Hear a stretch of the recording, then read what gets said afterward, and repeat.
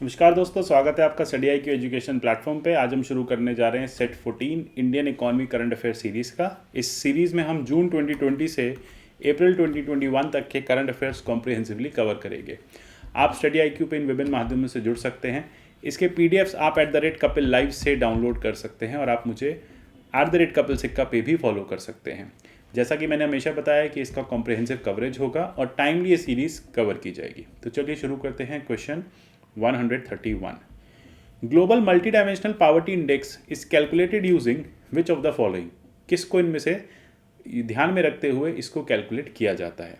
Incidence of poverty, intensity of poverty. आपको बताना है विच of the following is correct. जल्दी से स्क्रीन को पॉज कीजिए। मल्टी डायमेंशनल पावर्टी इंडेक्स बहुत न्यूज़ में रहता है, इसके बारे में पता होना चाहिए। दोनों ही सही हैं, बोथ 1 और 2। जैसा कि आपने देखा 2020 global multi dimensional poverty index आया। इसे रिलीज़ कौन करता है? यूनाइटेड नेशन रिलीज़ करता है along with Oxford poverty and human development initiative OPHI। ये दोनों ही फैक्टर्स को कैलकुलेट करता है। इंसिडेंस मतलब कितने लोग पुअर हैं, परसेंटेज, प्रपोर्शन क्या है पावर्टी का। इंटेंसिटी मतलब कितने ज़्यादा वो गरीब हैं, गरीबी का कितना डिप्रीवेशन है। एवरेज स्कोर क्या है डिप्रीवेशन का, कि खाना नहीं मिल रहा है, हाउसिंग नहीं मिल रही, 2 टाइम का खाना नहीं मिल रहा, एक भी टाइम का खाना नहीं मिल रहा। ये होता है इंटेंसिटी। तो MPI जो है वो 0 से 1 के बीच में कैलकुलेट करता है और ये 10 इंडिकेटर्स देखता है। हाउसिंग हुआ, पावर्टी हुआ, फूडिंग हुआ, ये सारे इंडिकेटर्स देख के सोशल बेनिफिट्स देखता है और इसके अकॉर्डिंग ये कैलकुलेट करता है और बताता है कि कितने इसमें से ज़्यादा डिप्राइव्ड हैं। अगर 10 इंडिकेटर्स में से 1/3 से ज़्यादा में, यानी 4 या 5 इंडिकेटर्स में डिप्रीवेशन है, तो उसको global multi dimensional poverty index के चलते पुअर माना जाता है। आशा करता हूँ क्वेश्चन आपको समझ में आया होगा। एक और करंट का क्वेश्चन है, you need to consider the following statement regarding remission of duties और taxes on export RODTEP scheme. ठीक है, तो ये आपको बताना है। स्कीम जो है it creates fully automated route for input tax credit in GST to help increase exports in India. ठीक है, तो GST का जो इनपुट टैक्स क्रेडिट आता है, ये एक बार मैं आपको समझा देता हूँ कि GST के केस में इनको इनपुट टैक्स क्रेडिट क्या होता है। लेटर से आप कोई मैन्युफैक्चरर हैं, आप एक्सपोर्टर हैं, आपने कोई मैन्युफैक्चर्ड गुड्स खरीदे, उस पर्सन ने 10 रुपये टैक्स ऑलरेडी दिया हुआ है। अब आपने उसको एक्सपोर्ट किया तो आप पे कुछ एक 12 रुपये का टोटल टैक्स पड़ रहा है। ठीक है, तो 10 रुपये का टैक्स पीछे से पे होके आया है। आप क्या करेंगे, ये 12 रुपये का टैक्स नहीं देंगे, जो बैलेंस है बस वही टैक्स देंगे। ये आप इनपुट टैक्स में डाल देंगे कि 10 रुपये का टैक्स पीछे ऑलरेडी दिया हुआ है, इसका आपको इनपुट टैक्स बेनिफिट या क्रेडिट मिल जाएगा। सेम एक्सपोर्ट के केस में होता है। आपके एक्सपोर्ट को चीपर बनाने के लिए कि गवर्नमेंट कोशिश करे कि आपके एक्सपोर्ट्स पे कम से कम टैक्सेशन का बर्डन आए, इसलिए ये RODTEP स्कीम लागू की गई है। ये सारे के सारे टैक्सेस, ड्यूटीज़ और लिवाइज जो सेंट्रल, स्टेट और लोकल टैक्स चार्ज करती है, ये सब रिफंड करेगी। अब आपको इसमें से बताना है कौन सा करेक्ट है, एग्जिस्टिंग स्कीम का कौन सा करेक्ट है। तो दोनों ही करेक्ट हैं, जैसा मैंने आपको बताया। ये WTO कंप्लायंट स्कीम है, रिमिशन ऑफ ड्यूटीज़ और taxes on export product. Idea ये है कि एक्सपोर्ट को कॉम्पिटिटिव बनाना और वर्ल्ड ट्रेड को बेटर बनाना, ये इसका आइडिया है। इसलिए मिनिस्ट्री ने इसको, इस स्कीम को यूज़ किया है और फर्दर इसको बेनिफिट एक्सपोर्टर्स को देने की बात की गई है। चलते हैं क्वेश्चन 133 पे। Consider the following statement with regard to development finance institutions DFI। ये ऐसे इंस्टीट्यूशंस होते हैं जो लॉन्ग टर्म क्रेडिट देते हैं कैपिटल इंटेंसिव इन्वेस्टमेंट के लिए, है ना। कोई ऐसी इन्वेस्टमेंट जो कैपिटल क्रिएशन कर रही है, रोड्स बना रही है, इंफ्रास्ट्रक्चर बना रही है, हाउसेज बना रही है। ये it often lend at low and stable interest rate, क्योंकि लॉन्ग टर्म होते हैं, सोशल बेनिफिट के लिए होते हैं, तो स्टेबल और सस्ते लोन्स देती हैं। कौन? Development finance institutions. National bank for agriculture and rural development is one of the DFI in India. अब आपको बताना है इसमें कौन सा करेक्ट है। ठीक है, तो नाबार्ड जो है वो एक DFI है, ये बात बिल्कुल सही है।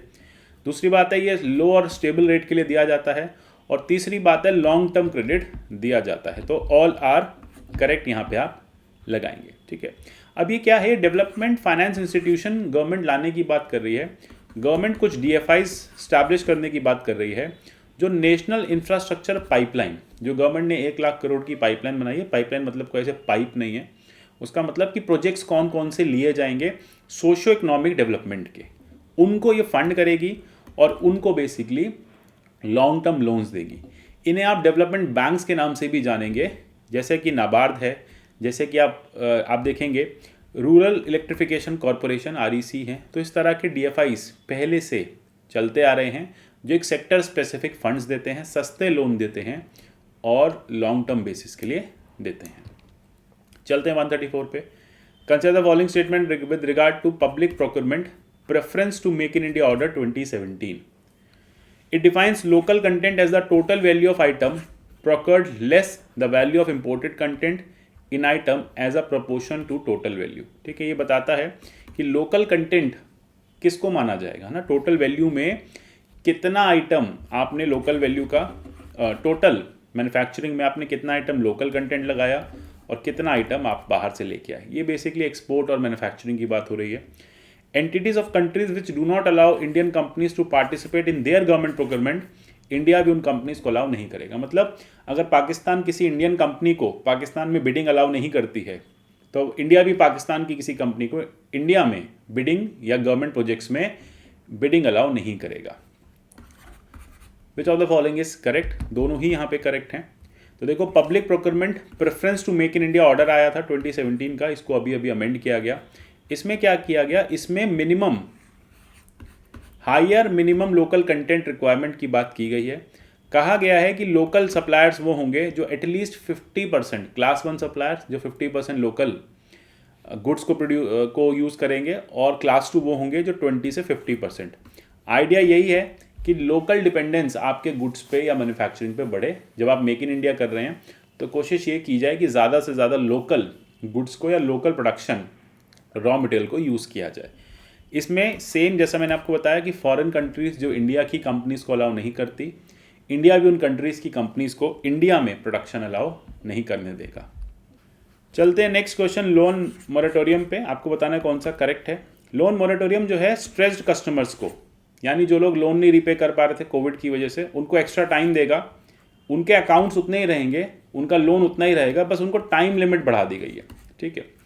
दूसरी बात है kind of loan waiver and offer specific discount on interest pay out. उनके लोन माफ भी कर देगा और उनको एक डिस्काउंट भी देगा लोन के रीपेमेंट में। अब आपको बताना कौन सा करेक्ट है। देखो, जैसे हमने देखा लोन मोरेटोरियम है, लोन का वेवर नहीं है, तो ये सेकंड रॉन्ग है, फर्स्ट इज करेक्ट। तो ये हमने देखा कि राजीव महर्षि जो थे एक्सपर्ट पैनल उन्होंने बनाया। अब ये एक्सपर्ट पैनल एक लोन मोरेटोरियम का पूरा रोड मैप प्रोवाइड कर रहा है। लोन वेवर किसी भी हाल में नहीं दिया जाएगा। और अब ये भी आपने देखा कि उसको एक्सटेंशन करने से भी सुप्रीम कोर्ट ने मना कर दिया है। नेक्स्ट आता है forex reserves are external assets accumulated by India and controlled by RBI in form of what? Gold, special drawing rights, foreign currency assets, reserve position with World Bank, है ना। तो इसमें से कौन सा यहाँ पे आपका फॉरेक्स रिजर्व में कैलकुलेट किया जाता है? 1 2 3 1 2 4 1 3 एंड 4 एंड 1 2 3 4। तो देखिए, वर्ल्ड बैंक का इसमें कोई लेना देना नहीं है।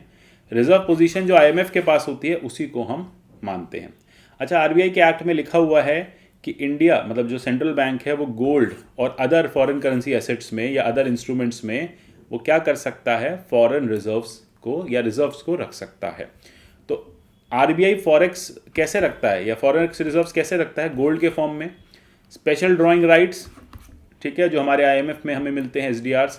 देन फॉरेन करेंसी एसेट्स, पूरा बाहर की करेंसी के कुछ एसेट्स हैं, फॉरेन करेंसी, डॉलर रख लिया, येन रख लिया, ठीक है, जो भी IMF की बास्केट ऑफ करेंसी है। देन उसके बाद रिजर्व पोजीशन कुछ रखी जाती है IMF के साथ। चलते हैं 137 की तरफ।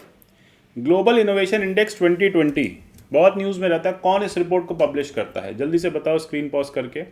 ग्लोबल इनोवेशन इंडेक्स 2020 कौन करता है इसको रिलीज? तो वाइपो इज़ द राइट आंसर। देखो, वाइपो इसको करता है। इंडिया 48th रैंक पे आ गया है in the list of 50 innovative countries. बहुत पीछे हैं, है ना, बहुत पीछे चल रहे हैं हम। और इंडिया ने 52nd रैंक लास्ट ईयर ली थी। हम बेटर हुए पहले से, बट अभी भी पीछे हैं। आप देखेंगे Switzerland, Sweden, UK, USA, Netherlands, ये टॉप 5 कंट्रीज़ हैं।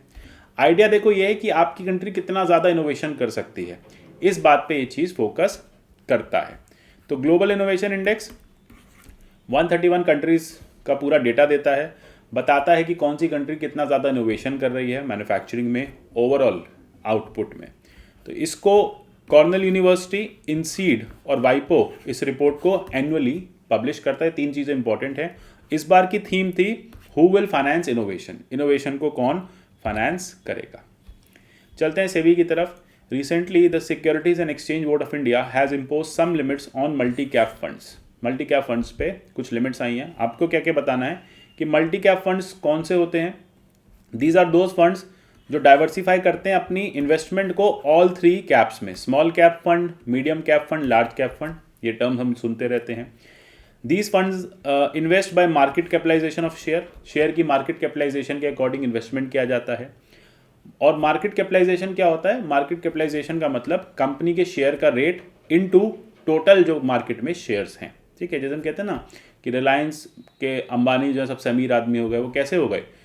एक दिन में अमीर, एक दिन में गरीब, एक दिन में मतलब कम अमीर। वो एम कैप के थ्रू होते हैं, यानी जितने नंबर ऑफ शेयर्स उनके हैं कंपनी के इनटू शेयर का जो भी आज का रेट है, इस हिसाब से मार्केट कैप ऊपर नीचे आप देखेंगे रोज होती है, जैसे जैसे स्टॉक मार्केट ऊपर नीचे चलती है। आपको बताना कौन सा करेक्ट है। All are correct. देखो मल्टी कैप तीनों कैप फंड्स में इन्वेस्ट करते हैं। अब हम देख लेते हैं लार्ज कैप स्टॉक्स कौन से होते हैं। जो टॉप 100 कंपनीज होती हैं, ब्लू चिप कंपनीज भी कहते हैं, वो आपके लार्ज कैप होते हैं। नेक्स्ट 101 से 250 तक रैंकिंग में मार्केट कैप में जो कंपनीज आती हैं वो आपकी मिडिल कैप कंपनीज होती हैं। और 251 से ऊपर जो भी कंपनीज मार्केट कैपिटलाइजेशन में आती हैं वो आपकी स्मॉल कैप स्टॉक्स होते हैं।